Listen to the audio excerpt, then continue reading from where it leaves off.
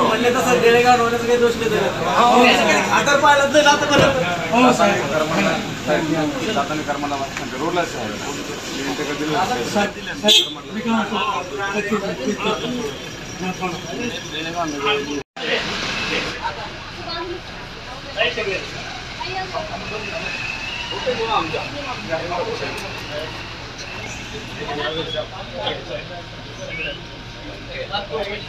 सध्याचं जे अर्थसंकल्प बजेट झालं कसं पाहता आणि काय भूमिका? काय मला सांगा, तुम्हीच वाचला असेल ना अर्थसंकल्प. काय दिलं आहे अर्थसंकल्पामध्ये? आमच्या महिला भगिनीला काय दिलं आहे, शेतकऱ्यांना काय दिलं आहे, याच्यावर जरा विचार करा.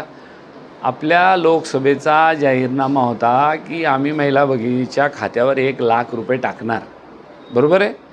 दुर्दैवाने एक 5-25 खासदार जर आमचे निवडून आले असते तर आज आमच्या महिला भगिनींच्या खात्यावर 1,00,000 रुपये गेले असते. आणि विद्यार्थ्यालासुद्धा त्यांना त्या शिक्षाकालीन विद्यावेतन मिळतं ते मिळालं असतं आणि त्याला ताबडतोब रोजगार मिळाला असता. यांनी काय दिलं मला सांगा बरं?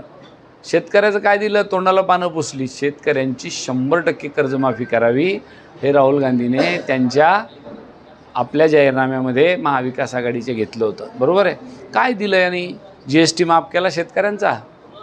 अहो कुठेतरी 2,000 रुपये द्यायचे, सरकारने त्याच्यात 1,000-2,000 रुपये टाकायचे, ते सुद्धा कोणाला मिळाले कोणाला नाही मिळाले, ते शेतकरी परेशान.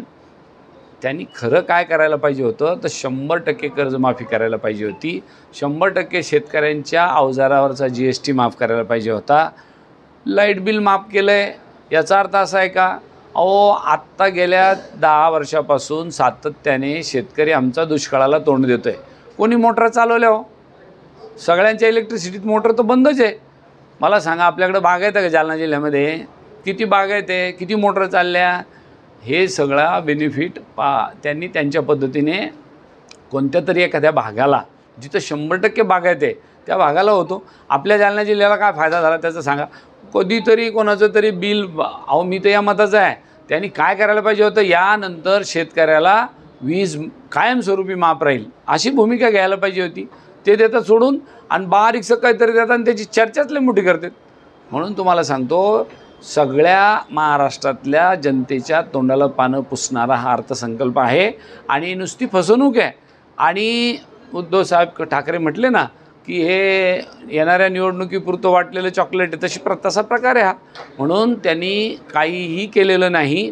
फक्त आता एकच झालं, त्यांचा आत्मविश्वास त्यांनी गमावलेला आहे. त्यांना लक्षात आलं आहे की येणारं सरकार 100% महाविकास आघाडीचं राज्यामध्ये येणार आहे आणि म्हणून काहीतरी मरता हो क्या नाही करता, शेवटचा प्रयत्न करून पाहायला काही होतं का. पण या वेळेला सरकार माफ करा, आमचे शेतकरी, तरुण सुशिक्षित बेरोजगार आणि या सगळ्या जाती धर्माला जे आरक्षणाचं सगळ्यांनी आतापर्यंत गाजर दाखवलं आणि काहीच केलं नाही, ते सगळे लोक त्यांची येणाऱ्या विधानसभेमध्ये सोय पाहिल्याशिवाय राहणार.